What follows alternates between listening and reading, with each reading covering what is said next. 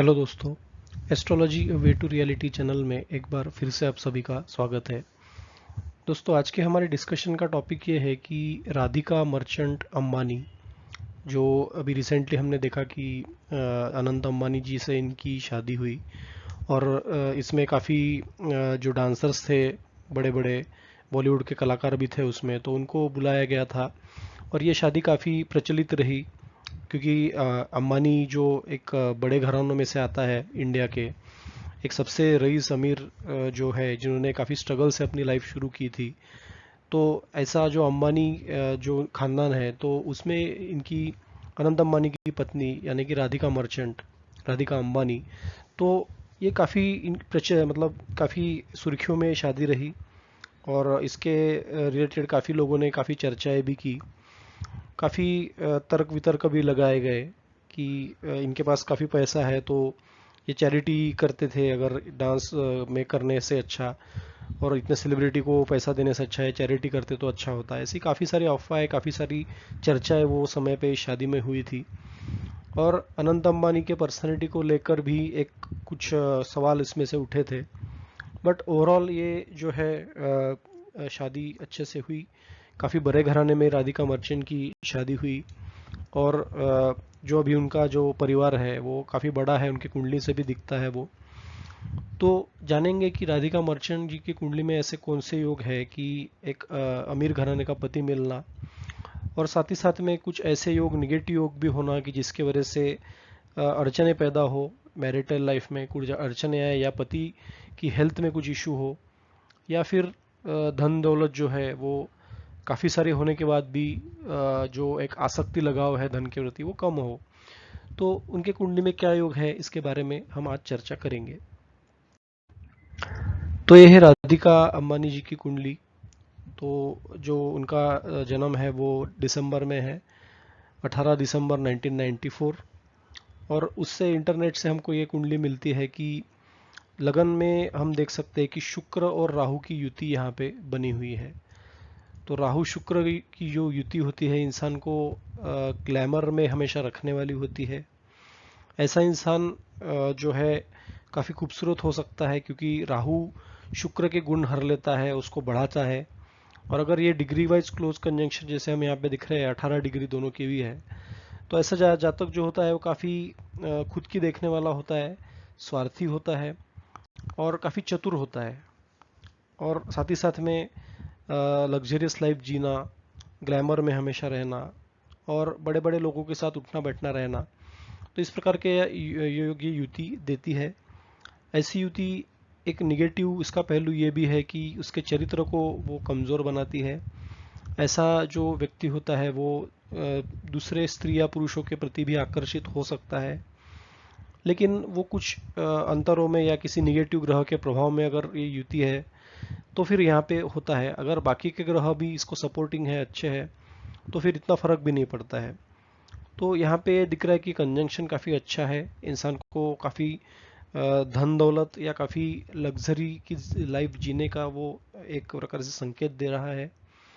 तो इसी का कारण था कि जो राधिका मर्चेंट है, उनके खुद के पिता भी जो है वो बड़े बिजनेसमैन है और काफ़ी बड़े बिजनेसमैन, पैसे वाले घराने से ही आती है। और शुक्र जो है वो ब्यूटी को रिप्रेजेंट करता है, तो ऐसा इंसान जो होता है, ऐसी जातक या जातिका होगी, वो काफ़ी खूबसूरत होगी दिखने में। तो इनके मतलब चेहरे पे भी हम देख सकते हैं काफ़ी ग्लो है शुक्र के वजह से, और वहाँ पे राहु होने के वजह से, और राहु के त्रिकोण में यहाँ पे शनि बैठे हैं, हम देख रहे हैं कि शनि त्रिकोण में है, तो उसके वजह से राहु शनि का एक योग बनता है, जिसके वजह से इंसान के जो चेहरे पे एक प्रकार से मस्सा या फिर कुछ दाग होना, क्योंकि शनि जो है और राहु अगर दशांतर दशा है या शनि राहु का कोई संबंध वहाँ पे बनता है, तो ऐसा इंसान एक प्रकार से चेहरे पे दाग जरूर देता है। खास करके पर्सनैलिटी के स्थान में अगर ये योग बने या किसी प्रकार से दृष्टि योग बने या त्रिकोण का योग यहाँ पे दिख रहा है, ऐसा कोई योग बने, तो चेहरे पे कुछ ना कुछ दाग या मसा ये देता है। शनि इनका काफ़ी प्रभावशाली है। शनि 13 डिग्री का होकर अपने ही राशि में है, तो ऐसा शनि जातक को, उसका माइंड एक्चुअली थोड़ा स्लो चलता है, बट माइंड को शार्प वो जरूर करेगा क्योंकि अपने ही राशि में शनि है, कंफर्टेबल जोन में है। लेकिन कहीं ना कहीं एजुकेशन में ये शनि मतलब व्यवधान उत्पन्न करता है। ऐसा जातक जॉब करने से ज़्यादा बिजनेस को प्रेफरेंस देता है, तो काफ़ी अच्छे बिजनेसमैन ऐसे लोग होते हैं। माइंड उनका जो है वो काफ़ी स्टेबल होता है, स्टेबल तरीके से चलता है, लेकिन वो शांत नहीं बैठेगा। वो धीरे धीरे प्रगति करता हुआ, धीरे धीरे सोचता हुआ कुछ अच्छी अच्छी आइडियाज़ निकाल के वो इंसान अपनी लाइफ में प्रगति कर लेता है। खास करके ये आइडिया बिजनेस के रिलेटेड होती है। तो ऐसा शनि इंसान को अच्छा बनाता है। अब ये चतुर्थ स्थान का स्वामी होकर पंचम में जाना, ये एक बड़े घर का प्रतीक है यहाँ पे, क्योंकि अपने राशि को यहाँ पे दूसरी राशि में शनि जाके बैठा हुआ है, और उसकी पहली राशि जो होगी वो काफ़ी स्ट्रांग होगी। तो इनका माता के साथ रिलेशन भी अच्छा होगा, माता का सपोर्ट होगा। कोई बड़ा घर को भी ये रिप्रेजेंट करते हैं, तो किसी बड़े घराने में शादी या खुद का घर भी बहुत बड़ा होना, इस प्रकार का योग ये शनि बनाते हैं। तो शनि इस कुंडली में काफ़ी प्रभावशाली हो जाते हैं।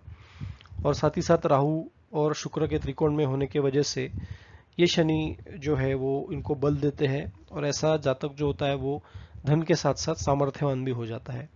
वो कैलकुलेटिव बंदा होता है, काफ़ी कैलकुलेशन करके अपने हित की वो बात बना लेता है। अब इनके द्वितीय भाव में देखेंगे तो गुरु जाके बैठा हुआ है, जो कि मंगल के राशि में है, और मंगल खुद लाभ स्थान में जाके बैठा हुआ है। एक तो धन भाव का स्वामी लाभ में, तो इंसान को ये योग महाधनी बना देता है। और गुरु का द्वितीय भाव में आना इंसान को मतलब करोड़ों अरबों संपत्ति का वो वारिस बनाता है। तो इनके जो खुद के घर में भी पिता बड़े बिजनेसमैन होने की वजह से पैसे की कमी नहीं रही, और क्योंकि इनकी शादी भी बड़े घराने में हो चुकी है, तो धन का तो इनके लाइफ में कभी अभाव रहेगा ही नहीं, उल्टा धन आता रहेगा। जितना दान करेंगे उससे डबल धन उनके घर में आता रहेगा।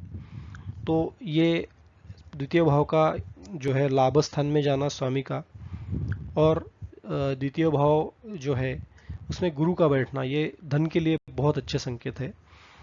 ऐसे जातक की फैमिली बड़ी होती है, फैमिली का सपोर्ट होता है, और फैमिली से कहीं ना कहीं इंसान को एक प्रकार से बहुत मदद जब चाहिए तब उनको मदद ज़रूर मिलती है। तो इनके लाइफ में भी कुछ ऐसा ही हुआ होगा कि फैमिली की मदद इनके लाइफ में हमेशा रहेगी।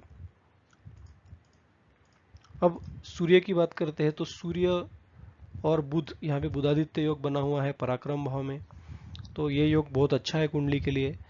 गुरु और सूर्य और मंगल का परिवर्तन योग भी यहाँ पे हमको दिख रहा है, जो कि तीनों भी एक दूसरे के मित्र ग्रह है, और धन भाव में, लाभ भाव में और पराक्रम भाव में यह परिवर्तन योग बनना कुंडली के लिए बहुत अच्छा हो जाता है। ऐसा जातक अपने साथ साथ समाज के लिए भी सोचने वाला होता है, समाज के लिए भी कुछ चैरिटी या लाभ की बातें करने वाला होता है। और ऐसा जो सूर्य होगा वो उसको मान सम्मान प्रतिष्ठा जरूर देता है, क्योंकि एक तो पराक्रम भाव में है, और पराक्रम भाव में सूर्य इंसान को पर्सनैलिटी वाइज भी अच्छा बनाता है, प्लस उसको धनी बना देता है, और शत्रु के ऊपर वो इंसान प्रभावी रहता है। तो ये ऐसे योग जो है दशा महादशा में और भी ज़्यादा बड़े चढ़े दिखते हैं। तो ये सूर्य बुध की जो युति है ये इंसान को काफ़ी सामर्थ्यवान, धनवान और बुद्धिमान भी बना रही है।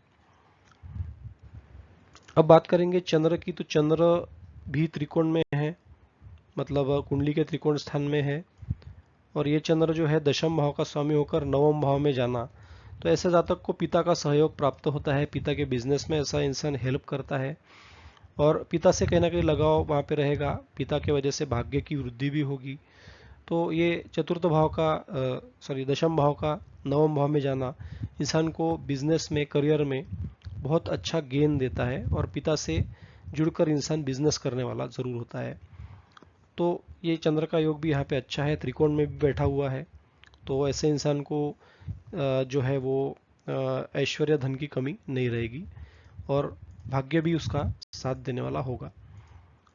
अब बात करेंगे कि इनका जो विवाह है वो इतने बड़े घराने में, अनंत अंबानी जैसे जो बड़े बिजनेसमैन के बेटे हैं, इंडिया की one of the richest family या रिचेस्ट भी कह सकते हैं, तो इनके पास धन की कमी नहीं है मुकेश अंबानी जी के पास में। तो जिनका बेटा अनंत अंबानी, उनसे इनका विवाह का योग कहाँ पे कैसे दिख रहा है, तो एक तो जो 7th हाउस है उसको विवाह का स्थान उसे कहा जाता है।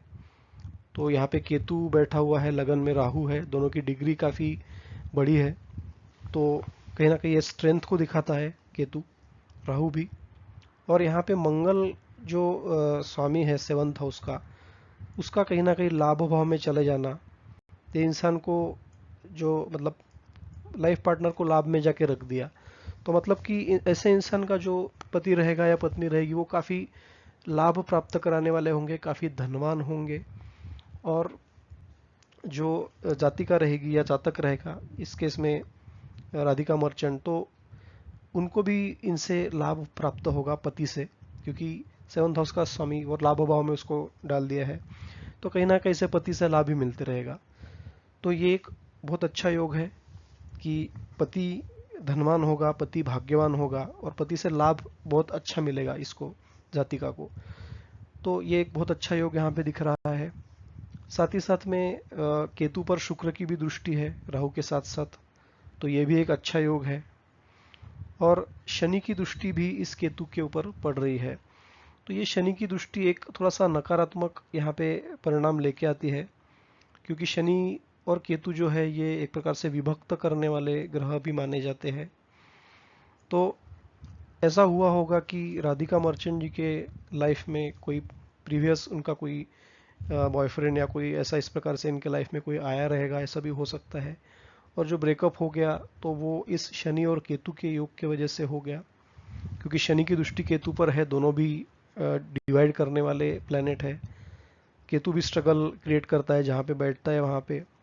और इसका कारण है कि अभी इनकी जो लाइफ होगी, अगर इस प्रकार का कुछ योग पास्ट लाइफ में हो जाता है, तो फिर ये लाइफ इनकी बहुत अच्छी रहेगी, क्योंकि वो जो एक प्रकार से सेपरेशन योग है वो एक बार हो चुका है, और ये केतु यहाँ पे वो योग जरूर लाता है। तो वो योग अगर हो जाता है तो लाइफ इनकी काफ़ी अच्छी रहेगी, इसके बाद में शादी भी काफ़ी अच्छी चलती रहेगी। हालांकि थोड़े मतभेद ज़रूर होंगे, क्योंकि राहु केतु जहाँ पे बैठते हैं वहाँ पे संघर्ष भी उत्पन्न कराते हैं, तो मतभेद ज़रूर होंगे, लेकिन उसमें कुछ ना कुछ सोल्यूशन निकल के आएगा और लाइफ जो है वो चलती रहेगी। शनि की दृष्टि जहाँ पे होती है वहाँ पे स्ट्रगल इनिशियली होता है, लेकिन धीरे धीरे शनिदेव उसको उस स्ट्रगल को कम कराते हैं, और वहाँ पे फिर एक डिसिप्लिन वहाँ पे क्रिएट करते हैं, जिसकी वजह से रिलेशन अच्छा बना रहता है। और इस कुंडली में तो शनि बहुत अच्छे हैं, इसलिए उसकी दृष्टि भी यहाँ पे अच्छी ही होगी, जो कि पारिवारिक जीवन को संभालने वाली होगी। अब शनि की जो दृष्टि है वो एक प्रकार से मंगल पर भी पड़ रही है, जो कि 7th हाउस के स्वामी है। तो इसके वजह से एक योग ऐसा भी बना कि अनंत अंबानी है, ये इनके लाइफ पार्टनर, ये इनके आयु में छोटे हैं लेकिन दिखते बड़े हैं। तो शारीरिक स्वास्थ्य एक प्रकार से थोड़ा कमज़ोर होना, शरीर में मोटापा होना और एज में भी इनसे कम होना, इस प्रकार का योग यहाँ पे बनता है इस शनि के दृष्टि की वजह से।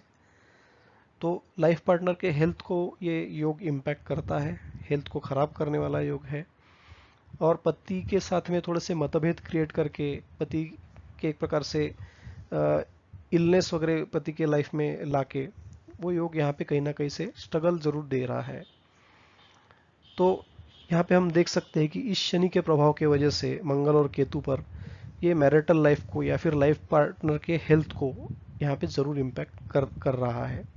तो इसी का कारण है कि अनंत अंबानी की पर्सनैलिटी हम देखते हैं कि वो मोटे हैं, हालांकि उनके पिताजी जितने एक्टिव है तो उतने वो नहीं लगते, और हेल्थ वाइज भी वहाँ पे कहीं ना कहीं थोड़ी कमज़ोरी उनमें दिखती है।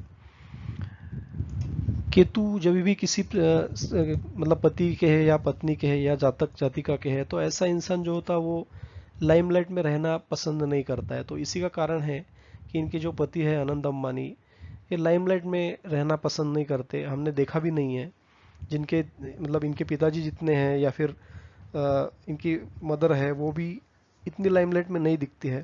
तो इनका जो एक ओवरऑल इनके जो खानदान है वो काफ़ी डाउन टू अर्थ लगता है।